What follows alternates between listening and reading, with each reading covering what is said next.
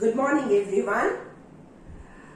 We were talking about atoms and molecules in the previous video, and I told you that atoms, they are the smallest particle which can take part in a chemical reaction, right? And they may or may not exist independently.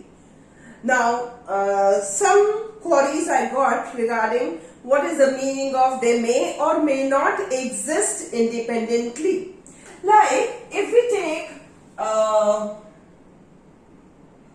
helium, right? We take helium, we take neon, we take iron, then we take oxygen, hydrogen. These are the different elements. Now, out of these, helium, neon, iron, the atoms of these elements, that they can exist independently. But if we talk about oxygen, hydrogen, or nitrogen, chlorine, all these atoms, they cannot exist independently. They occur in the molecular form, like O2, H2. Two atoms will combine together and they exist in a molecular form, right?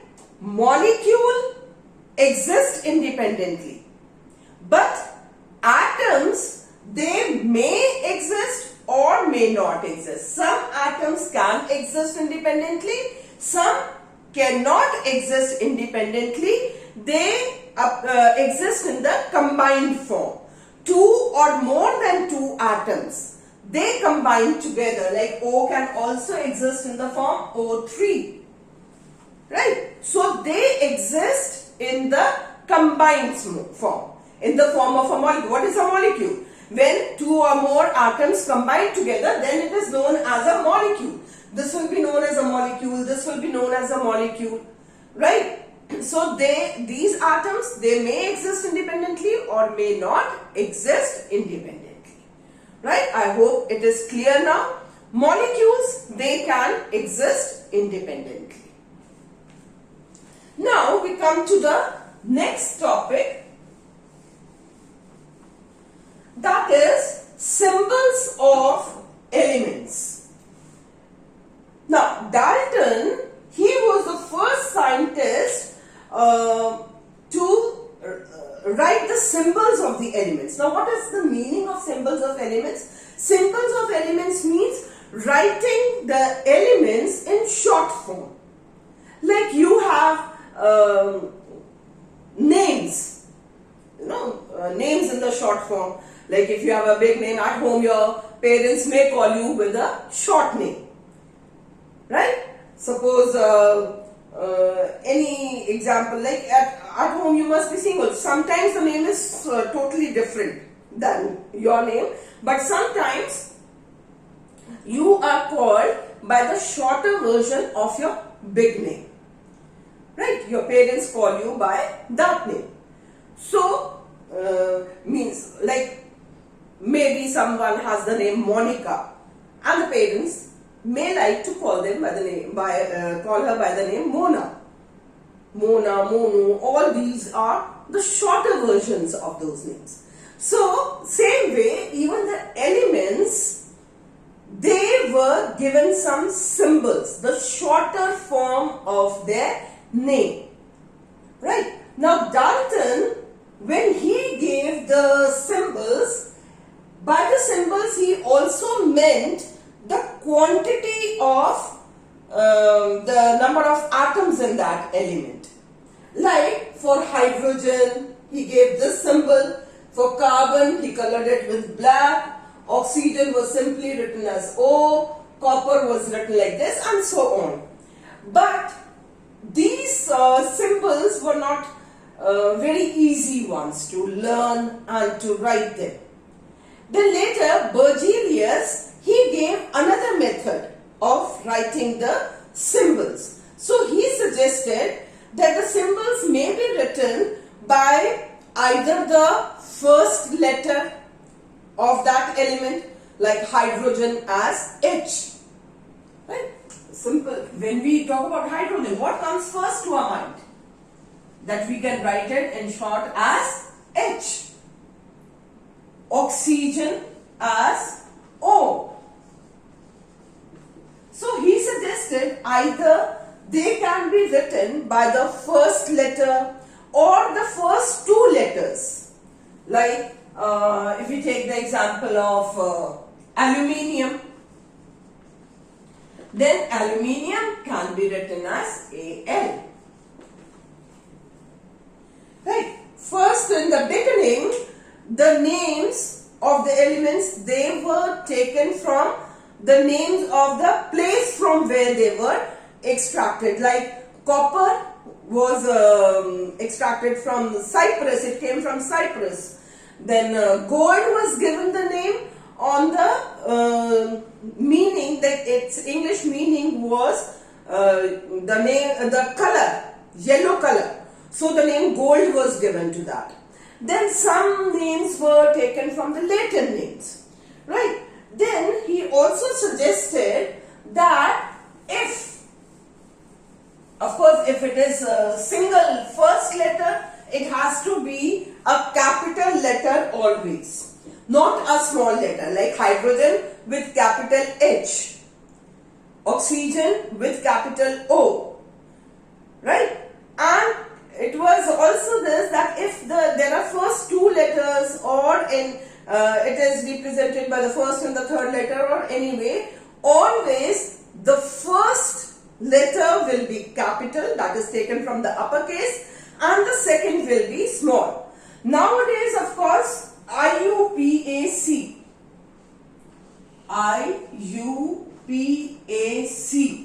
that is International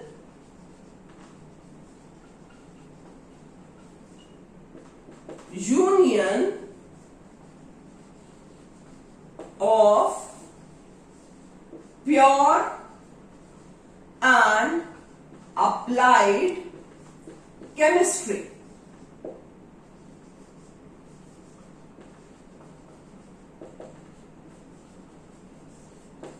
International Union of Pure and Applied Chemistry, that approves the names of the elements, right? This IUPAC, you have to learn the full form.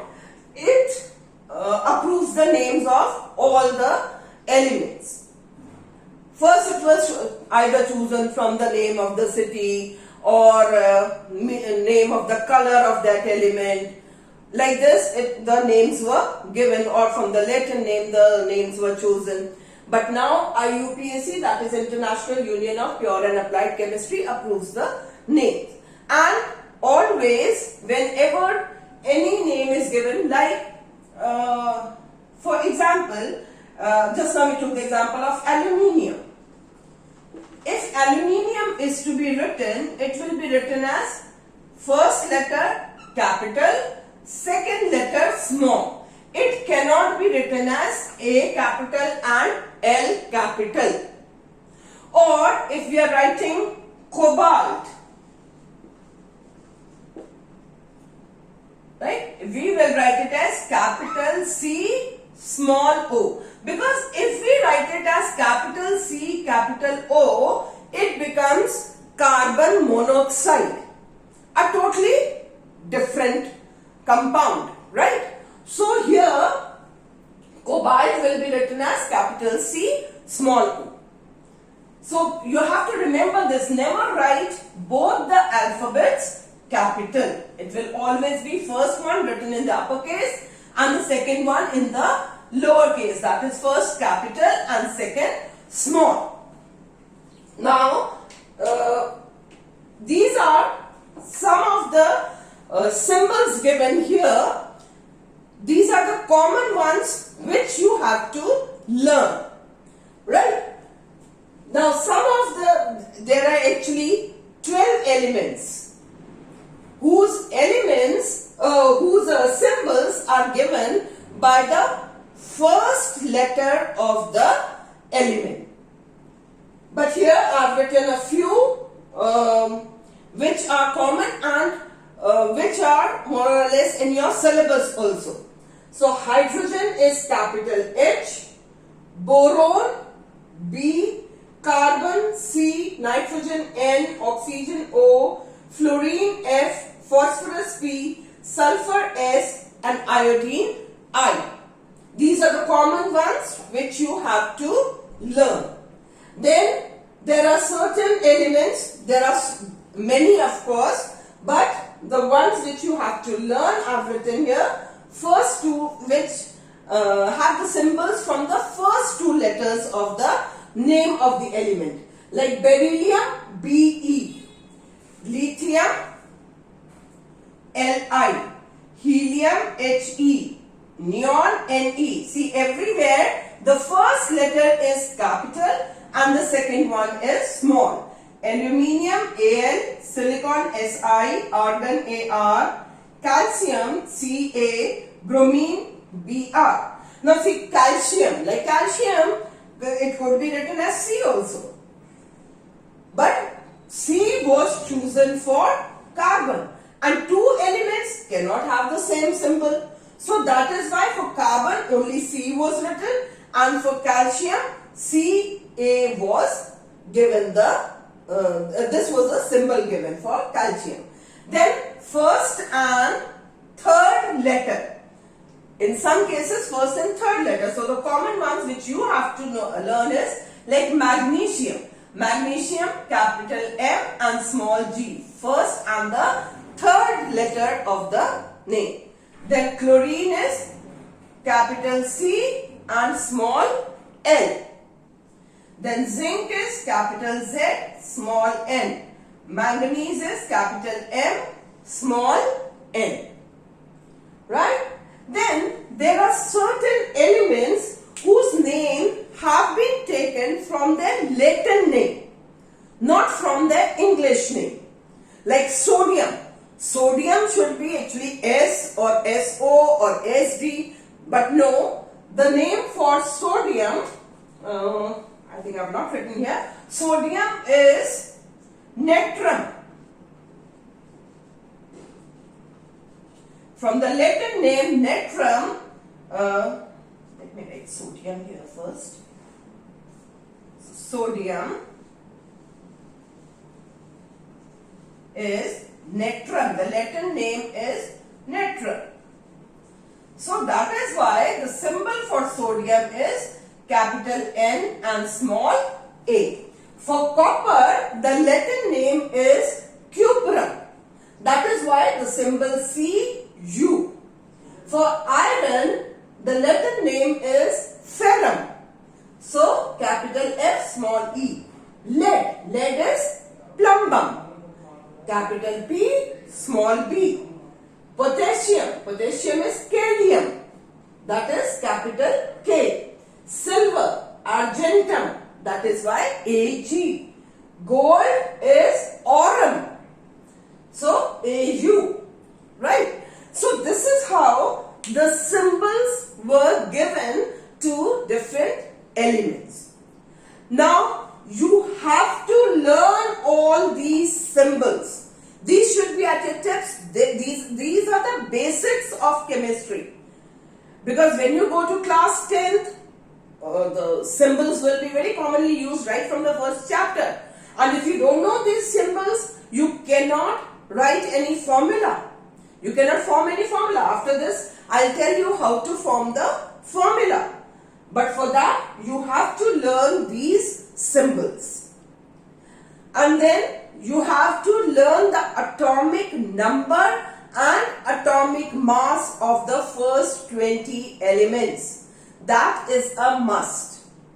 Right? Then only you will be able to learn the valencies, how to write the valencies, etc. So please learn these symbols, and then in the next lecture now, we will move to the further things like atomic mass, molecular mass, and then the mole concept, etc. And then, of course, first how to write the chemical formula also.